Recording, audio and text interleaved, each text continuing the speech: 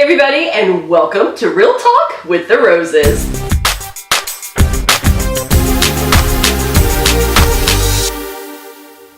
Well, we are back with another Real Talk.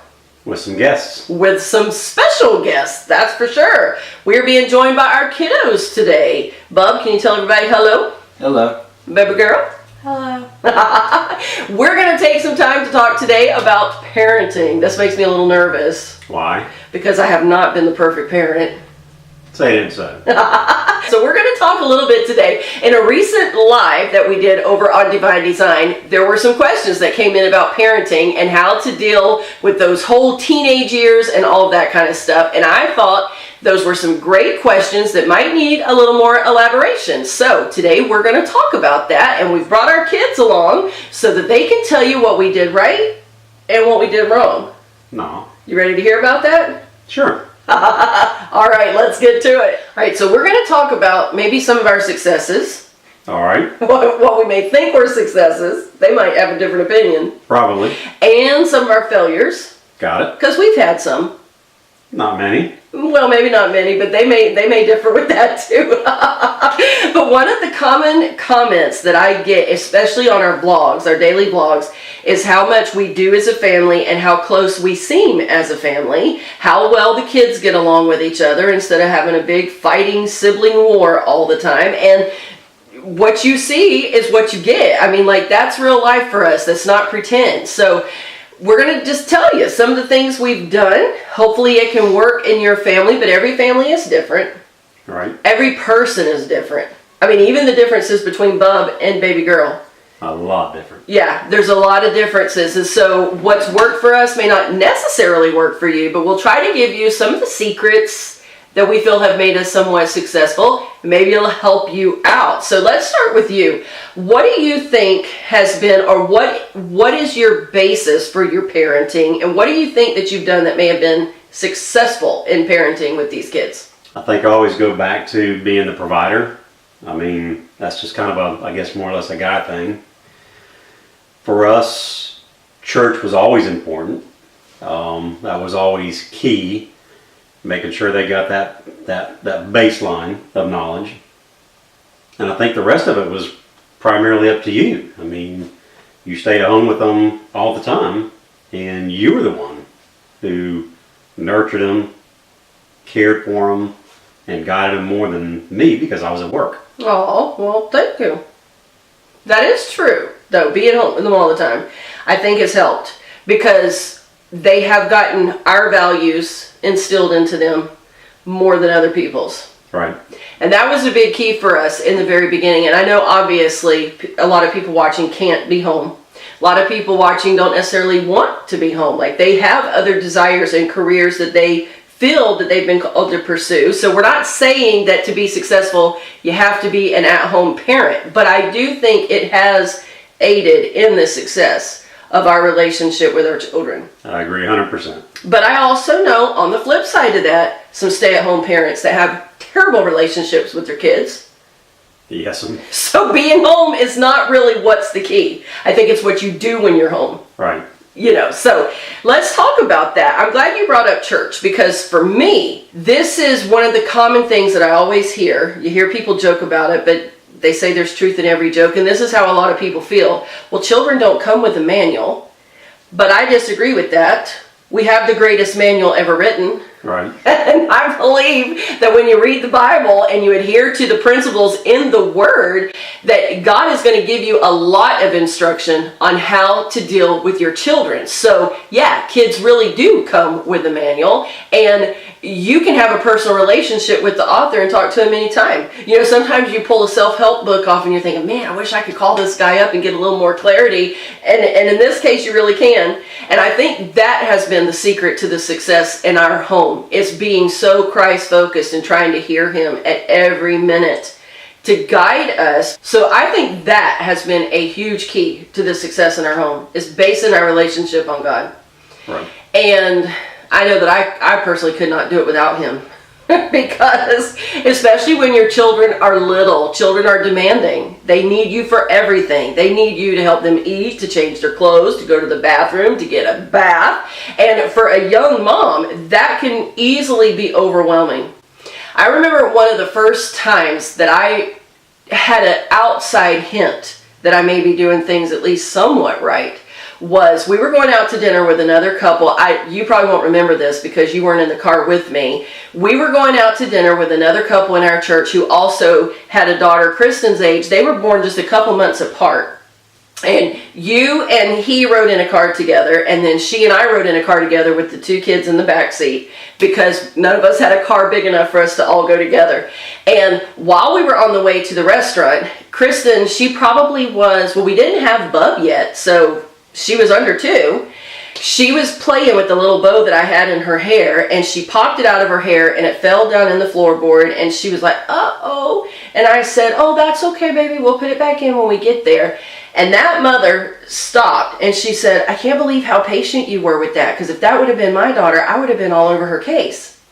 And I think that was the first moment that it started to dawn on me that the way you respond to your children with their normal, everyday mess ups, mishaps, whatever word you want to call that, has a lot to do with how you are going to have a relationship with them. Would you agree with that? I definitely agree. Would y'all agree with that? Like now that you're older, I mean, like thinking back to whenever you were little, like maybe our responses to things that you did, not necessarily wrong, just normal, typical childish behavior or childish irresponsibilities. How do you feel that we handled that? If just going back as far as you can remember, obviously you can't remember when you were 2, but going back as far as you can remember, how do you think overall we handled that? I think that their responses to like our everyday mistakes, things that kids are always going to do, arguing, whatever kids do, they were always very patient and very forgiving and very understanding. And when we did mess up, at least I felt that way, I knew that at the end of the day, they were still going to love me. Even if I was punished, it was for my own good. And I knew that no matter what, they always loved me. And so now what about the times when maybe I didn't respond in a very patient way? Because like Dad said, I was the one with you all the time, every day. And there were times that, let's be honest, I wasn't extremely patient because I was frustrated in the moment or whatever. Do you think that the positive times or the patient times outweighed those times in your mind? Yeah. All right, and what about you, Bub? How did you feel like, going back as far as you can remember, when you would do something wrong and Dad and I would react in those moments? How do you think we handled that? Good or bad? Be honest. Good. For most of the time. I mean, every once in a while y'all gonna slip up, but for the most part it was always good. So did it make you guys feel like it was okay to be a kid? Just a normal thing that Mom and Dad's not going to be mad at me if I'm not doing things perfectly like an adult would do? Mm-hmm. I think so. I think it was easier for me to know that they were going to forgive me for making mistakes than it was for myself, because that's just my personality. I always didn't want to mess up because it was more of a punishment of myself thing. I knew that they were always going to forgive me. All right, and what about you, Bub? Yeah, like it didn't propel you to do stuff wrong because you knew that they would forgive you. It was just kind of like it wasn't like really a thought. You just, by the way y'all reacted, you just did good. And it wasn't a thought whether I should do good or do bad. It was just kind of, you always just thought to do good. Because, I mean, you never really got, I don't really know how to describe it. It was...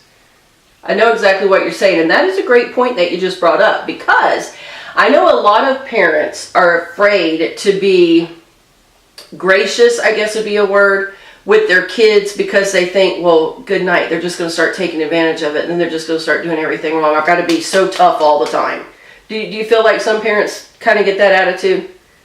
It's either that or they're so gracious they let them do anything, and it spoils the child. Yeah.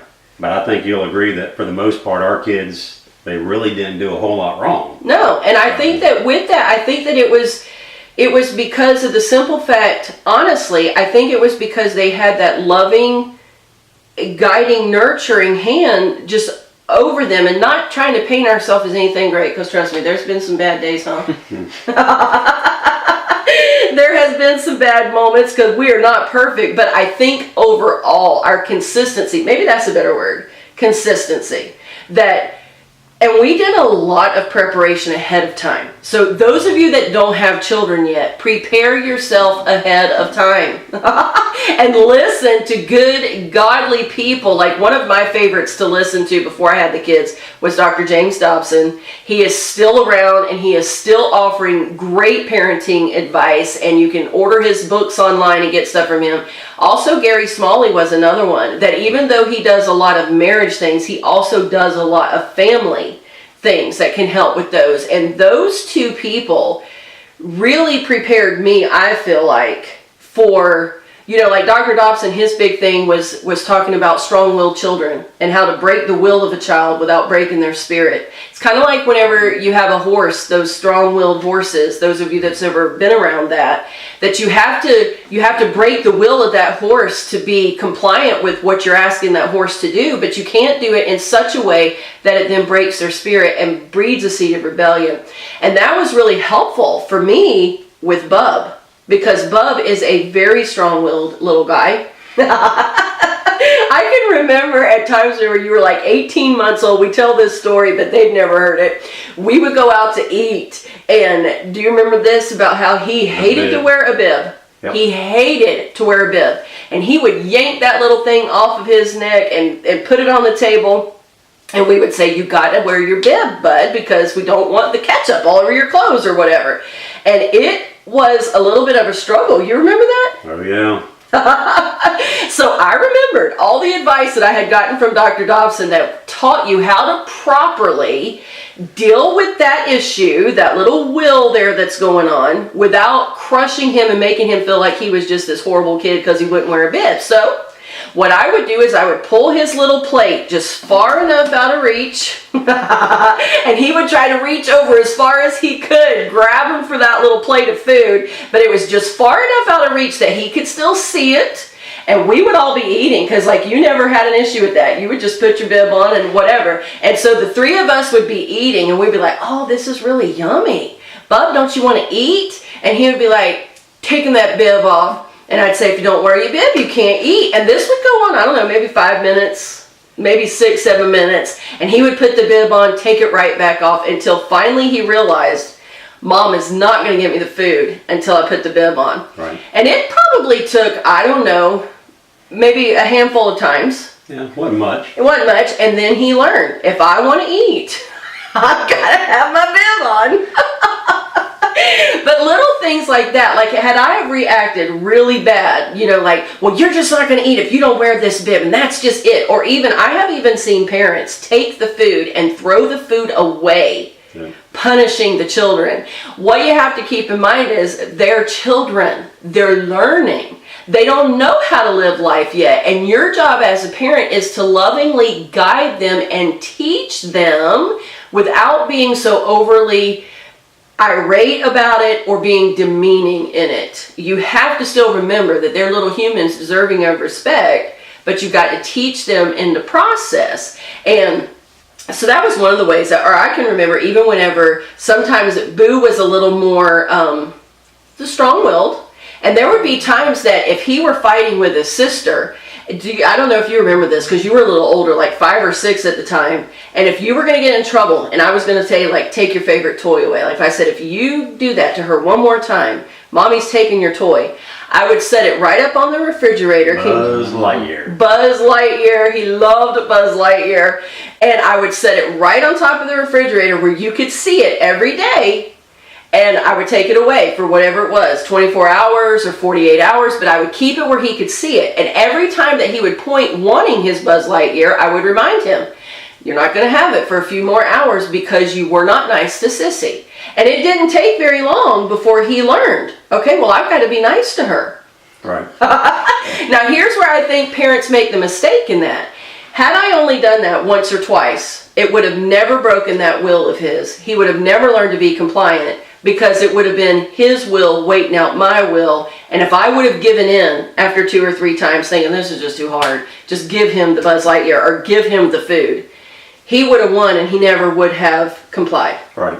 And that's where I see a lot of young parents making a mistake. They let their kids dictate the behavior in the home. But I think on the flip side, Gary Smalley was very open about all the mistakes he did make, and that brought revelation to us not to make those same mistakes. Yeah, so it's very important to learn from people who've been there before you, to find out what has been successful with them, and to learn and to implement that, because it helped us tremendously. It really, really did. But consistency is the name of the game, and not giving in to those kids, because here's what you're doing. You're breeding that seed of rebellion in them that says, if I just wait it out, I will be able to defeat mom. I will be able to defeat dad. And you want, at the end of the day, for your kids to know you're boss. And they're not going to be able to outweight you, that you can outweight as long as you have to, but to do it in a very loving way. I think that was key, what the kids said earlier, that even when they messed up, they still felt our acceptance of them. So let's talk about that a little bit more. Like, what kind of mistakes do you feel a parent could make that would make their kids feel either very ashamed in their failures or unloved? Or let's talk about that aspect, because there are a lot of parents who do react very wrongly when their kids mess up. I think one of the biggest mistakes parents make is reacting in the heat of the moment whenever they find out what their kids have done. I think it's better to just stop. If you have to send them to their room until you can get your cool and composure down, and you can think of, a punishment or what you need to say, but don't react in the heat of the moment. That's very good.